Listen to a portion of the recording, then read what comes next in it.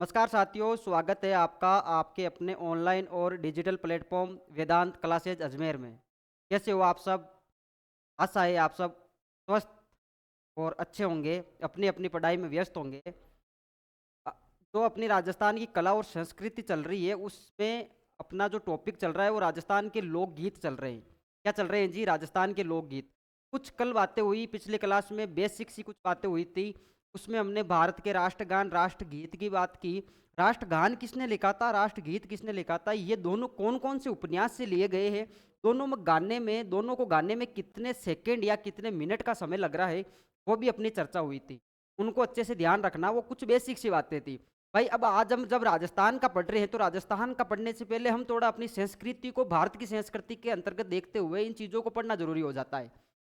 और उसी अपनी जो संस्कृति है, उस संस्कृति को हम भूल नहीं सकते। तो हम अपनी संस्कृति को जब नहीं भूल पा रहे हैं या नहीं भूल सकते, तो हमें भारत की संस्कृति जरा याद रहनी चाहिए। ठीक है। उसी इसी क्लास को हम यथावत आगे बढ़ाएंगे। कुछ इंपोर्टेंट 10 से 15 नृत्य गीत हमने देखे थे। ठीक है। आज उन्हीं गीतों को आगे, इस श्रृंखला को आगे बढ़ाते हुए हम कुछ और इंपोर्टेंट वाले गीत देखेंगे। वेरी वेरी इंपोर्टेंट ये सेशन रहने वाला है। वेरी वेरी इंपोर्टेंट का मतलब होता है कि आगामी परीक्षा में आने की पूरी पूरी संभावनाएं है।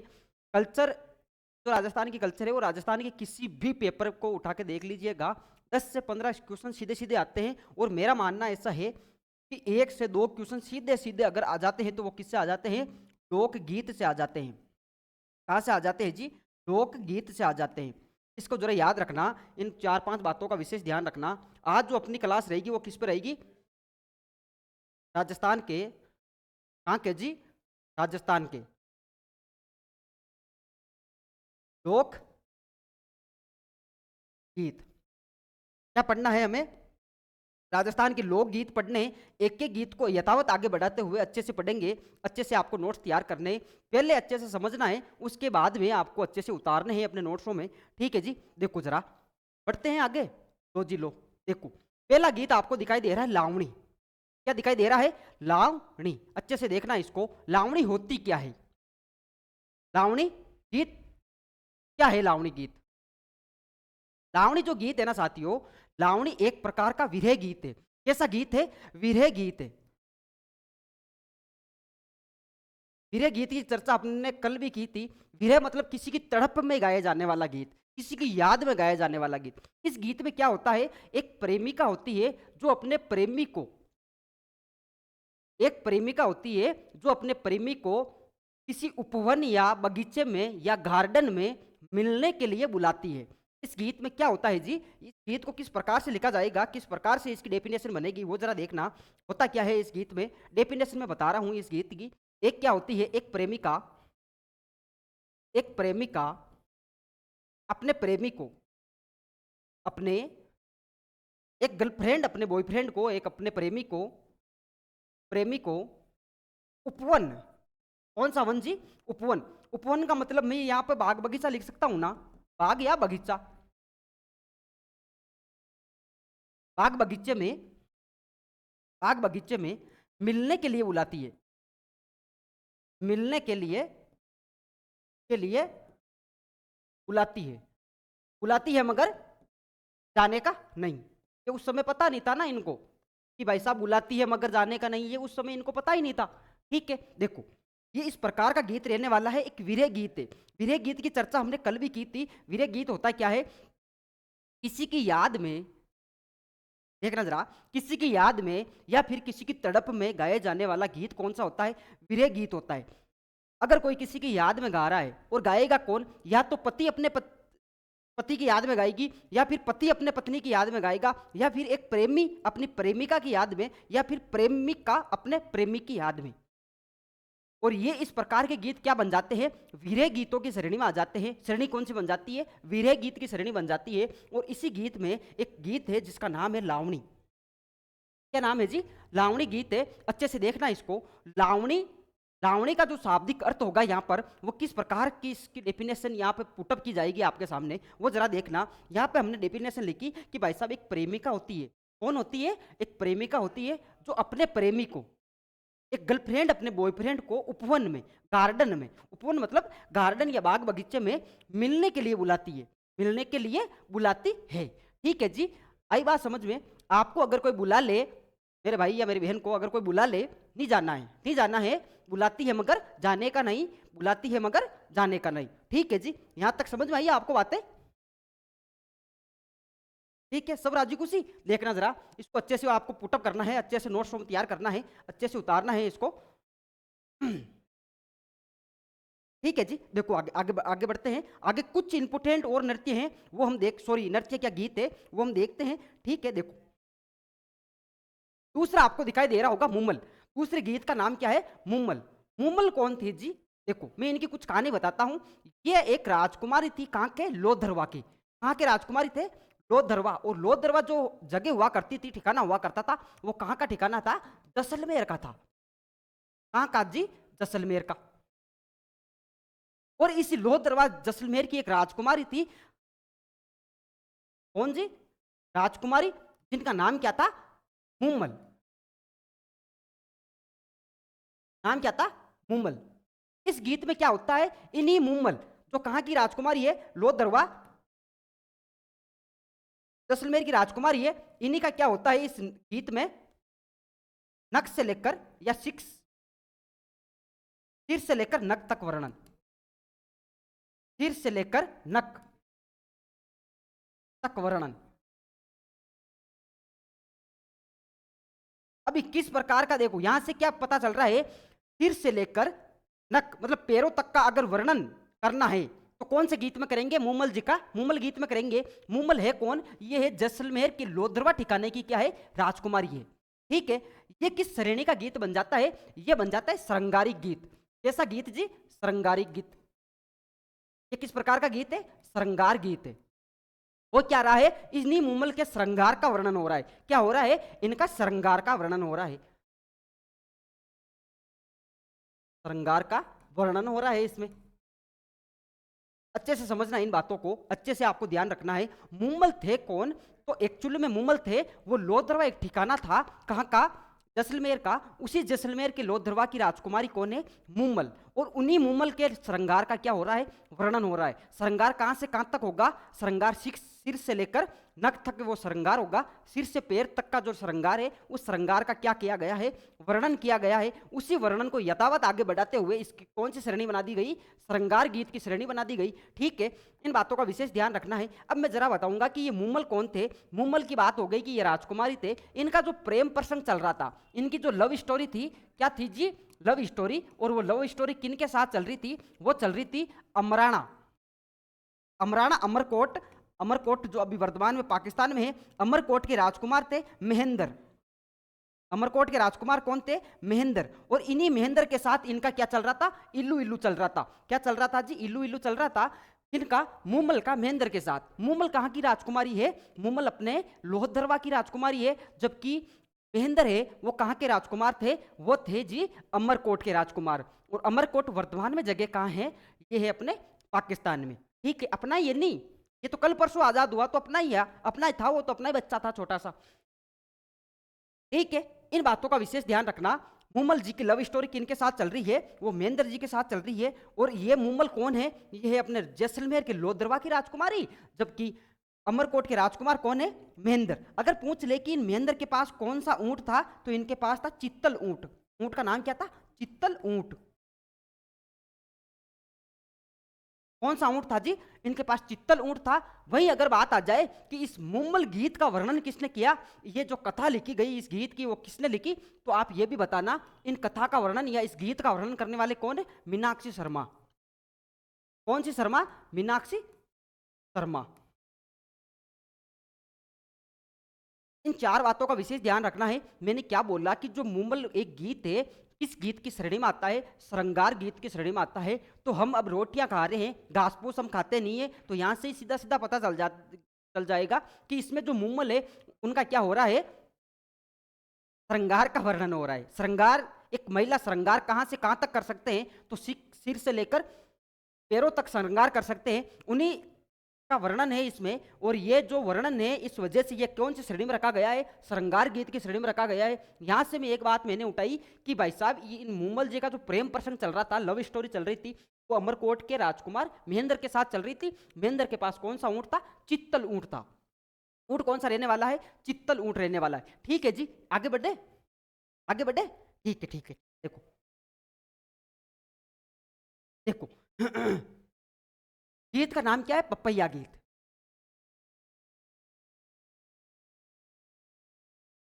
गीत कौन सा है? पपैया गीत है। पपैया एक पक्षी होता है। पपैया क्या है? एक पक्षी होता है। देखो मैं यह लिख देता हूं, ये क्या होता है? एक पक्षी होता है, एक पक्षी होता है। देखो अगर पूछ ले कि ये जो पपैया गीत रहने वाला है इसकी श्रेणी कौन सी है, तो ये किस प्रकार का गीत है? ये विरह गीत है जी। कैसा गीत है? विरह गीत है। ये भी किसी ना किसी की याद में, किसी की तड़प में गाया जाता है। लेकिन ये तड़प किस प्रकार की है वो जरा देखने योग्य है। इसमें क्या होता है? एक महिला होती है जो अविवाहित होती है। क्या होती है? अविवाहित महिला होती है। वो क्या करती है? एक विवाहित पुरुष के साथ, विवाहित पुरुष से प्रेम प्रसंग कर बैठती है और वो उसी पुरुष को अपने प्रेम के जाल में फंसाने के लिए उसको उपवन में मिलने के लिए बुलाती है। लेकिन इसको पता था, इसको वेदांत क्लासेस से इसने ये गीत पढ़ लिए थे, इसलिए इसको पता था बुलाती है मगर जाने का नहीं। ये जाता नहीं है और ये बोलता है कि मैं शादीशुदा हूँ। क्या हूँ मैं? शादीशुदा हूँ। मैं अपनी प्रेमिका यानी अपनी पत्नी के साथ धोखा नहीं कर सकता। किसी भी प्रकार से मैं किसी भी प्रकार से रिलेशन में अब नहीं आ सकता। होता क्या है? ये पपैया किस प्रकार का गीत बनेगा? विरह गीत बनेगा। मैंने क्या बोला जी? मैंने इसकी डेफिनेशन किस प्रकार से बताई? एक महिला होती है जो अविवाहित है। क्या है? अविवाहित महिला है। वो किसी विवाहित पुरुष के साथ प्रेम कर बैठती है और उसी को अपने प्रेम के जाल में फंसाने के लिए उपवन में बुलाती है। कहाँ पर बुलाती है? उपवन में बुलाती है। लेकिन उसने तो वेदांत क्लासेस सारी ये कल्चर की क्लासेस ली थी, तो वो जाता नहीं है ना, वो जाएगा नहीं। तो वो क्या बोलेगा कि भाई साहब मेरे पत्नी है और मैं अपनी पत्नी के साथ धोखा नहीं कर सकता। ठीक है, इसकी डेफिनेशन जरा लिखना इसकी देखना जरा डेफिनेशन किस प्रकार की बनेगी। एक महिला, एक महिला शादीशुदा, शादीशुदा पुरुष को अपने प्रेम जाल में, प्रेम जाल में फंसाने के लिए, फंसाने के लिए उपवन में बुलाती है। उपवन मतलब गार्डन में बुलाती है, बुलाती है, बुलाती है। परंतु परंतु शादीशुदा पुरुष, शादीशुदा पुरुष अपनी पत्नी के साथ, अपनी पत्नी के साथ, अपनी पत्नी के साथ किसी प्रकार का, किसी भी प्रकार का, किसी भी प्रकार का धोखा नहीं करना चाहता। क्या नहीं करना चाहता? धोखा नहीं करना चाहता, धोखा नहीं करना चाहता, करना चाहता। यहां पर क्या स्पष्ट होता है? यहां पर एक ही बात और, वो उपवन चाहता वे, तथा वे उपवन में नहीं जाता है, तथा वह उपवन में नहीं जाता, नहीं जाता। देखो यहां से स्पष्ट क्या हो रहा है? इस डेफिनेशन से क्या स्पष्ट हो रहा है? मेरे समझाने से आप क्या समझ पा रहे हो? ये जरा बात देखने योग्य है। भाई मेरे समझाने से आप किस प्रकार से समझ पा रहे हो वो जरा देखने योग्य है। अच्छे से देखना, इन 4-5 बातों को देखना है आपको। पहले इस डेफिनेशन को अच्छे से आप उतारो।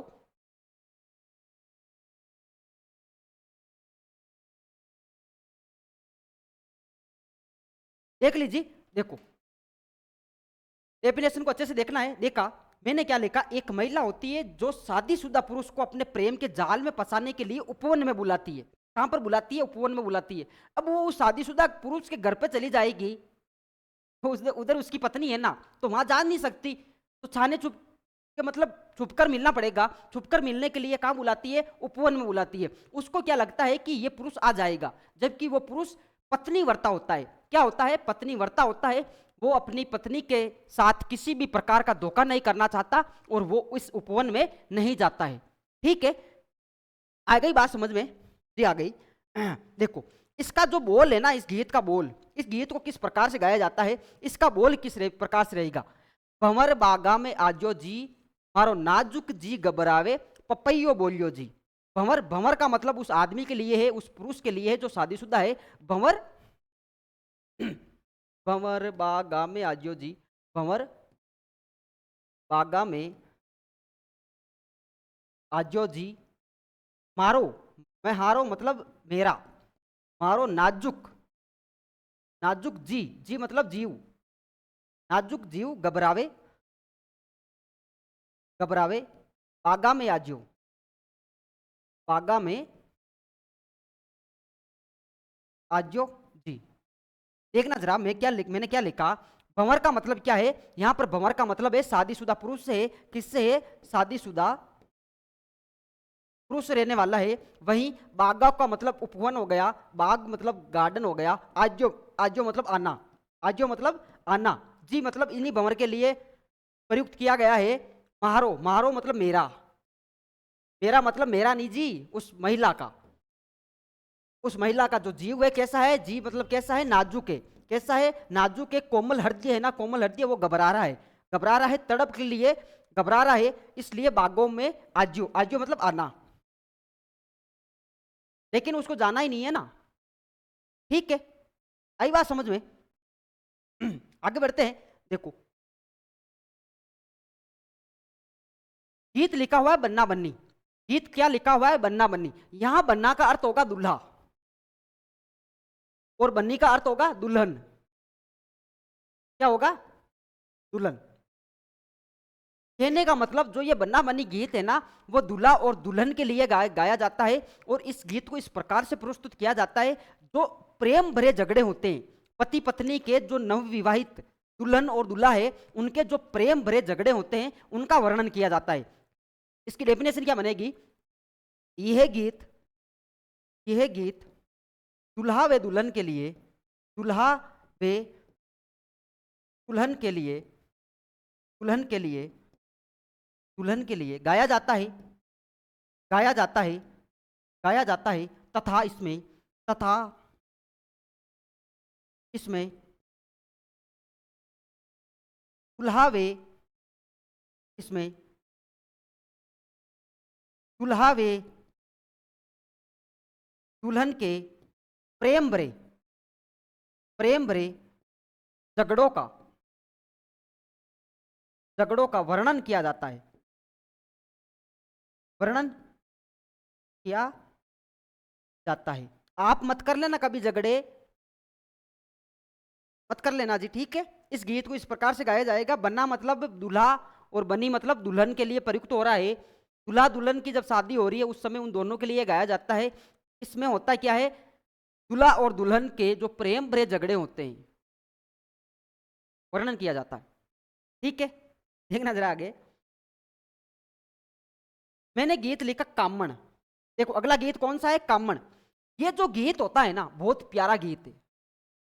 यह जादू टोने से बचाने के लिए गाया जाता है, बुरी नजर से बचाने के लिए गाया जाता है। गाएंगे कौन, किसके लिए गाएंगे, ये देखने योग्य बात है। हमने ये तो देख लिया कि भाई साहब नजर से किसी को बचाना है, जादू टोने से किसी को बचाना है। अब किसको बचाना है, कौन गाएंगे, ये देखने योग्य बात है। देखते हैं कुछ योग्य योग्य बातों को देखते हैं। ये होता क्या है? जादू टोने,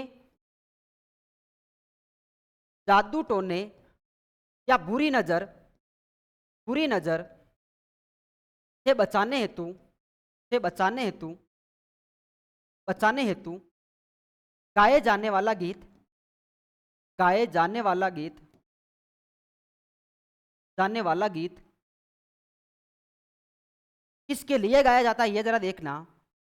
जब, जब बारात, बारात वधु पक्ष, वधु पक्ष के घर आगमन करती है, के घर आगमन करती है, आती है मतलब आगमन करती है, करती है, उस समय, उस समय वधु पक्ष की महिलाओं द्वारा, वधु पक्ष की, वधु मतलब दुल्हन पक्ष की, वधु पक्ष की महिलाओं द्वारा, महिलाओं द्वारा महिलाओं द्वारा वर को वर मतलब दूल्हे को, वर को जादू टोने से बचाने हेतु, जादू टोने या बुरी नजर से बचाने हेतु, बचाने हेतु गाए जाने वाला गीत, गाए जाने वाला गीत। कौन सा गीत है? कामण गीत है। गीत कौन सा है? कामण गीत है। होगा क्या? जब वर पक्ष की बारात, भाई बारात तो वर पक्ष की जाएगी ना, जब दूल्हा अपने ससुराल में बारात लेके जाता है, उस समय जो दुल्हन के पक्ष की महिलाएं होती है वो इस दूल्हे को जादू टोने या बुरी नजर से बचाने हेतु एक गीत प्रयुक्त करती है, गीत गाते हैं। उस गीत का नाम क्या है? कामण गीत है। क्या नाम है जी? कामण गीत है। इसको अच्छे से आप उतारना।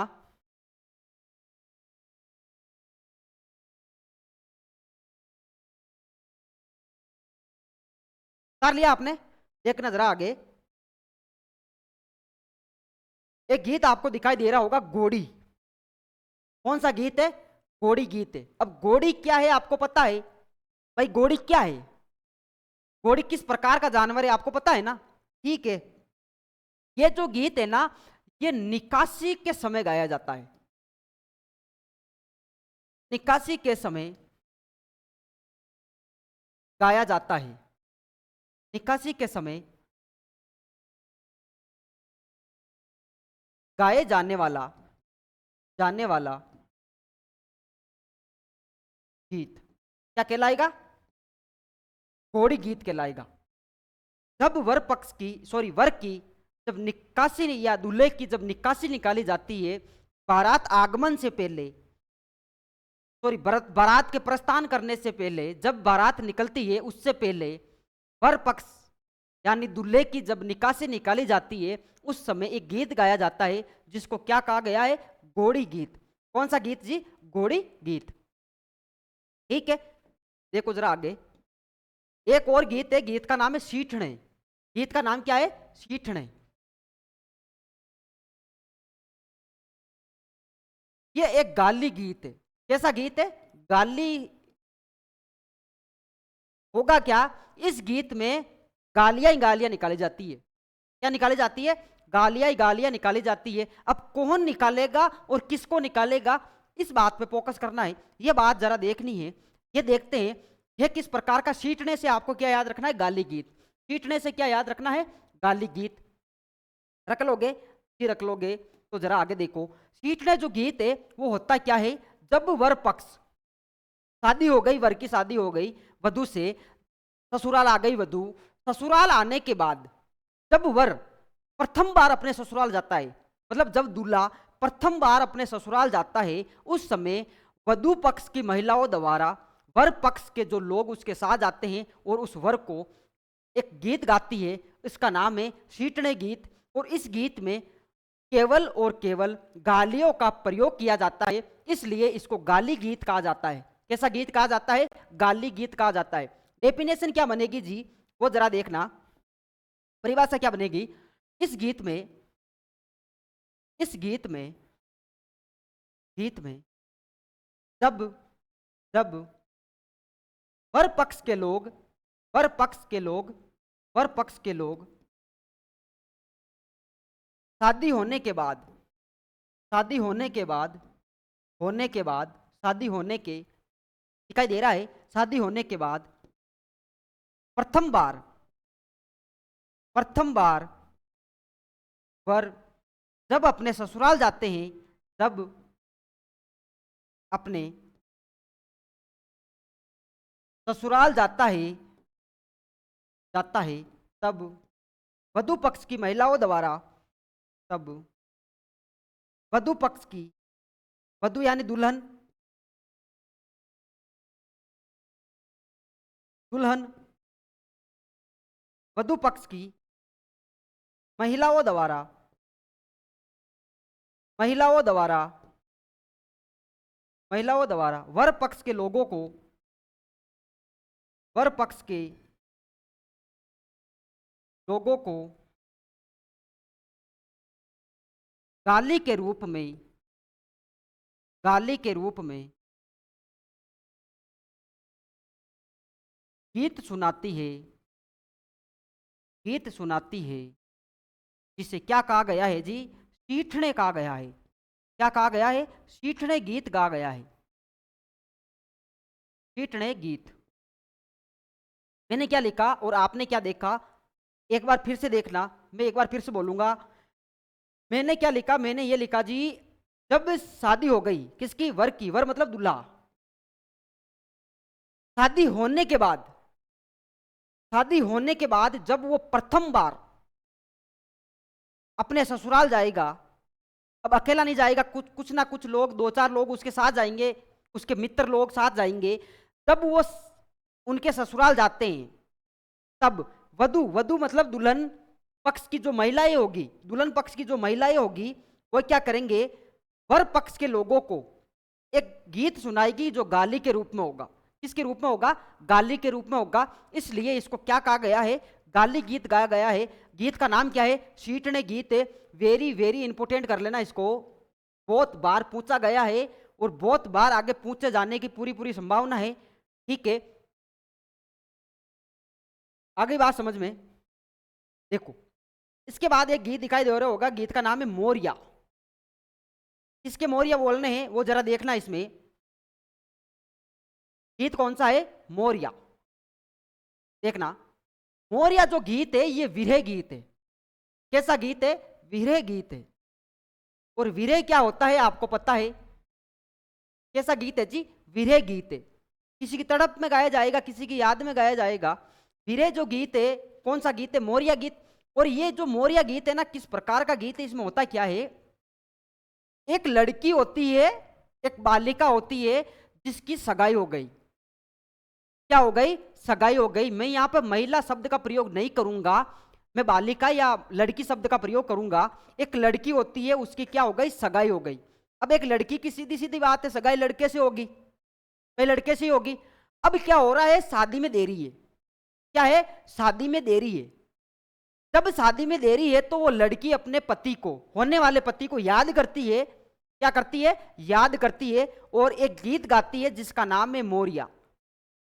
ठीक है, शादी होने के बाद में तो सबके ही मोरिया बोल ही जाएंगे, लेकिन इनको पहले बुलवाना है जी। पहले क्या, किस प्रकार से मोरिया बोलेगा वो जरा देखना। होगा क्या इसमें? एक लड़की जिसकी शादी हो गई, सॉरी सगाई हो गई, एक लड़की जिसकी इंगेजमेंट हो गई, मतलब जिसकी सगाई हो गई, सगाई हो गई,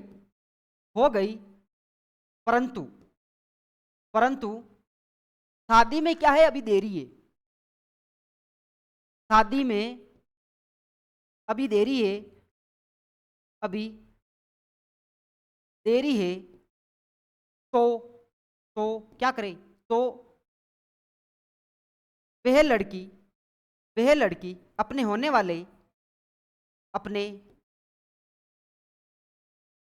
होने वाले बालम जी, होने वाले पति की याद में, की याद में गीत गाती है, गीत गाती है। कौन सा गीत है जी? मोरिया। सगाई हो गई, शादी में अभी देरी है, गीत कौन गाएगी? महिलाएं, सॉरी लड़की गाएगी। कौन सा गीत बन जाएगा? मोरिया गीत बन जाएगा। गीत कैसा होगा? विरह गीत होगा। क्यों होगा विरह गीत? होने वाले पति की याद में तड़प रही है, तड़पते तड़पते गीत गाती है, आंसू आंसू ढड़का रही है और एक गीत गा रही है। गीत का नाम है मोरिया। गीत कौन सी श्रेणी का बनेगा? विरह गीत की श्रेणी का बनेगा। और विरह का मतलब हमने पढ़ा था। सगाई हो गई, शादी में देरी है, अब देरी है तो क्या करें? 5-10 दिन रुक जाओ, रुकना नहीं है ना, गाना है गाना। कौन सा गाना गाना है? मोरिया गीत गाना है। गीत कैसा होगा? विरह गीत होगा। याद रखने योग्य है, वेरी वेरी इंपोर्टेंट कर लेना इसको भी। बहुत बार पूछा गया है, बहुत बार आगे पूछा भी जाएगा। देखो, एक शब्द आपको दिखाई दे रहा है, गीत का नाम आपको दिखाई दे रहा है ओलियू। कौन सा गीत है? ओलियू। तो ये ओलियू है ना, ओलियू, ओलियू का मतलब होता है याद। तात्पर्य क्या होगा इसका? तात्पर्य होगा इसका याद। ओलियो का जो मतलब है वो क्या है, याद से संबंध है। ठीक है, कब गाया जाएगा, दुल्हन की विदाई के समय।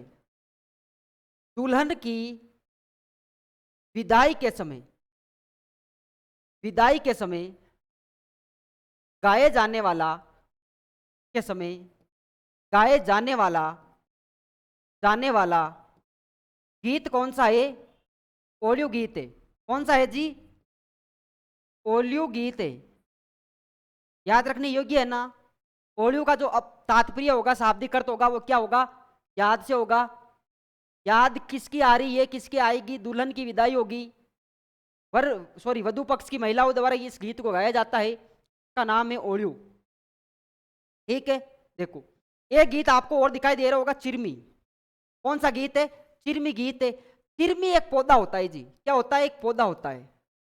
इस पौधे को आधार मानेगी, क्या मानेगी, चिरमी के पौधे को आधार मानकर एक नवविवाहित महिला अपने भाई व पिता की प्रतीक्षा में अपने ससुराल में बैठी है और अपने भाई और पिता की प्रतीक्षा कर रही है, और चिरमी के पौधे को आधार मानकर एक गीत गाती है जिसका नाम क्या है, चिरमी गीत है।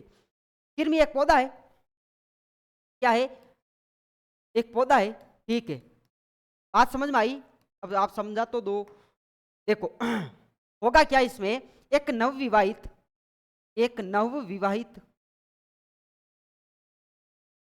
महिला, एक नवविवाहित महिला अपने भाई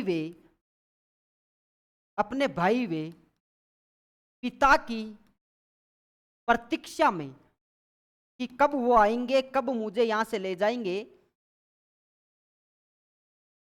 प्रतीक्षा में चिरमी के पौधे को आधार मानकर, चिरमी के पौधे को आधार मानकर, क्या मानकर, आधार मानकर गीत गाती है, गीत गाती है, जिसका नाम क्या है, चिरमी गीत है।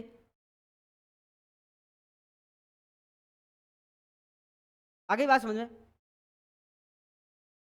देखो इससे आगे गीत दिखाई दे रहा होगा, दुपट्टा।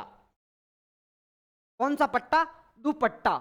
ये दुपट्टा जो गीत है ना, ये गीत कौन गाते हैं, दूल्हे की सालियों द्वारा गाया जाता है। किसके द्वारा, दूल्हे की सालियों द्वारा, सालियों द्वारा गाए जाने वाला, गाए जाने वाला गीत कौन सा होगा, दुपट्टा गीत होगा। दूल्हे की सालिया कौन सा गीत गा रही है, दुपट्टा गीत गा रही है। इससे आगे जरा देखना, एक और गीत है, गीत का नाम है कोवा। क्या है, कोवा। और कोवा अगर बोलता है ना, तो अपने राजस्थान की एक परंपरा रही है, एक संस्कृति का एक प्रमुख पहलू रहा है कि जब कोवा बोलता है किसी के घर में, तो किसी मेहमान के आगमन का संकेत है वो। क्या है, कोवे का बोलना शुभ माना जाता है। क्यों माना जाता है, जब कोवा बोलता है तो लोग बाग क्या मानते हैं, अपनी संस्कृति के अकॉर्डिंग मैं ये बता रहा हूं, क्या मानते हैं कि भाई साहब किसी न किसी मेहमान का क्या होगा, आगमन होगा।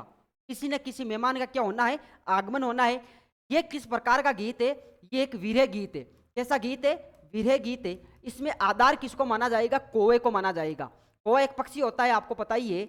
और इस कौवे को क्या मानेगी, एक पत्नी अपने परदेश गए पति की याद में कौवे को आधार मानकर, कौवे को आधार मानकर एक गीत गाती है। और इसके जो बोल है वो किस प्रकार से, उड उड रे मारा काला रे कागला, जद मारा पीऊजी घर आवे।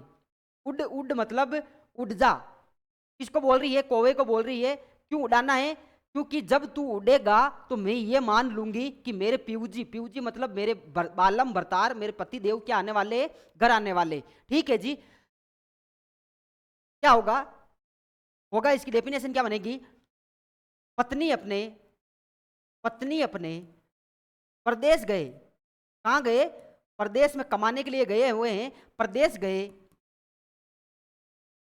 पति की याद में, पति की याद में कौवे को आधार मानकर, कौवे को आधार मानकर, आधार मानकर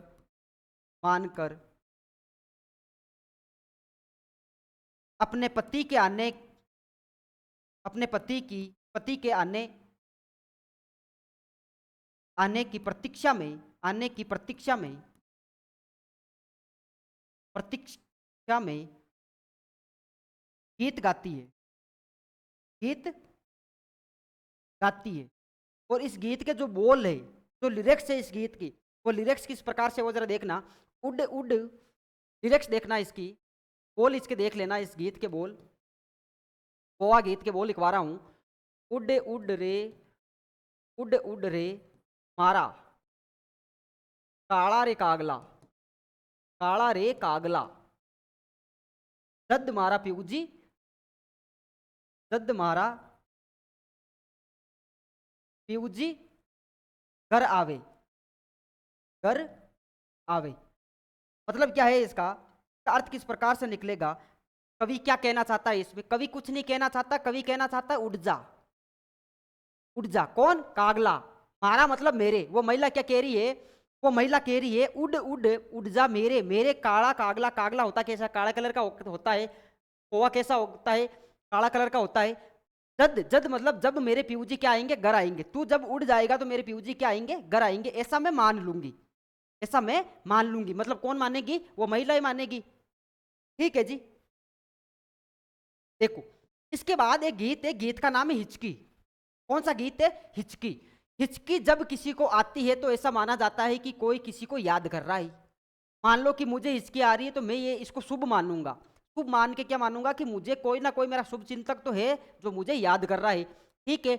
और ये जो गीत है ना, ये गीत कहाँ गाया जाता है? ये मेवात में गाया जाता है। मेवात क्षेत्र में गाया जाता है। और मेवात में प्रॉपर ये अलवर क्षेत्र में गाया जाता है। कहाँ पर गाया जाता है? ज्यादातर अलवर क्षेत्र में गाया जाता है इस गीत को। ये जो गीत है, ये जो हिचकी है, हिचकी आना शुभ माना जाता है, शुभ माना जाता है। और हिचकी हिचकी आएगी मतलब याद, कोई ना कोई याद कर रहा है तब आएगी हिचकी, ऐसे थोड़ी आएगी हिचकी। ठीक है, ये मानना है, ये इस गीत के अनुसार मानना है। ठीक है, मेवात क्षेत्र का ये गीत रहेगा। आगे बात समझ में। हिचकी है, हिचकी आना शुभ माना जाता है। और जब किसी को हिचकी आ रही है तो इसका मतलब क्या है? कोई ना कोई है जो मुझे, या जो गीत गा रहा है उसको याद कर रहे हैं। ठीक है जी, याद रख लोगे इस बात को। हिचकी गीत है, मेवात अलवर इसमें याद रखने योग्य है कहाँ का गीत है ये? मेवात क्षेत्र। और मेवात क्षेत्र में भी प्रॉपर इस गीत को कहाँ गाया जाता है? अलवर क्षेत्र में गाया जाता है। अलवर जिले में इस गीत को गाया जाता है। गीत का नाम क्या है? हिचकी। देखो, एक अंतिम गीत आपको दिखाई दे रहा होगा, बिछुड़ा। कौन सा गीत है? बिछुड़ा गीत है। बिच्छू एक जहरीला, मैं क्या बोलूंगा उसको, एक जहरीला जीव है। कौन? बिच्छू। इसमें क्या होता है? ये जो गीत है ये हाड़ौती क्षेत्र का गीत है। कहाँ का है? मेवाड़ और हाड़ौती का है। मेवाड़ और हाड़ौती क्षेत्र का गीत है। ये किस प्रकार का गीत है? विरह गीत है। कैसा गीत है? विरह गीत है। ठीक है। इसमें होता क्या है ये जरा देखने योग्य है। इसमें किसी महिला को ये जो जहरीला जीव होता है बिच्छू, वो काट लेता है। अब वो महिला क्या होती है? मरने वाली होती है। तो वो अपने पति को दूसरी शादी करने का संकेत देती है। वो अपने पिया जी को, अपने बालम जी को, अपने पति देव को, अपने हस्बैंड को क्या बोलेगी इस गीत के अनुसार? कि आप दूसरी शादी कर लो, मुझे क्या खा गया है? मुझे बिच्छू खा गया है। ठीक है, ये जहरीला एक जीव है। फिर ये गीत रहेगा। इसमें होगा क्या? इसमें एक महिला को एक महिला को बिच्छू काट जाने के कारण, बिच्छू काट जाने के कारण, जाने के कारण, जाने के कारण महिला मरने वाली होती है। महिला मरने वाली, महिला मरने वाली होती है, होती है। तब तब वे अपने, वे मतलब वो महिला, वे अपने, अपने मतलब उसके, वे अपने पति को, पति को दूसरी शादी, दूसरी दूसरी शादी करने को कहती है। लेकिन उस आदमी को, उस पुरुष को दूसरी शादी नहीं करनी होती है। ठीक है जी। ये अपने थे राजस्थान के लोकगीत जो अपने 2 क्लासों में देखे हैं। वेरी वेरी इंपॉर्टेंट ये सेशन रहने वाला है। सारे के सारे गीत बहुत ही प्यारे तो है, भाई प्यारे तो अपनी राजस्थान की संस्कृति के अकॉर्डिंग है ही है, वो तो उसमें किंतु परंतु है ही नहीं, लेकिन ये इतने भी प्यारे हैं कि ये क्वेश्चन भी आ जाते हैं और आप इनको हल्के में लेके बैठ जाते हो कि आएंगे नहीं आएंगे, इसको इतना रटते भी नहीं हो, अच्छे से पढ़ते भी नहीं हो, तो ये समझने योग्य है, रटने योग्य भी नहीं है। जब आपको समझ में नहीं आए तो अंतिम हथियार समझ रटना होता है, लेकिन पहले आप समझ लो। और वेदांत क्लासेस समझाने पे विश्वास करती है, रटाने पे नहीं। ठीक है जी, धन्यवाद। जय हिंद, जय भारत। एक बात जरा सुन लेना, इन गीतों को अच्छे से पढ़ना है और अच्छे से तैयारी करनी है। अब जो कुछ बच्चे कुछ 3 से 4 गीत रहेंगे, होंगे 5 से 7 गीत और है जो हम अगले वाले सेशन में लेकर आएंगे। धन्यवाद साथियों, जय हिंद, जय भारत।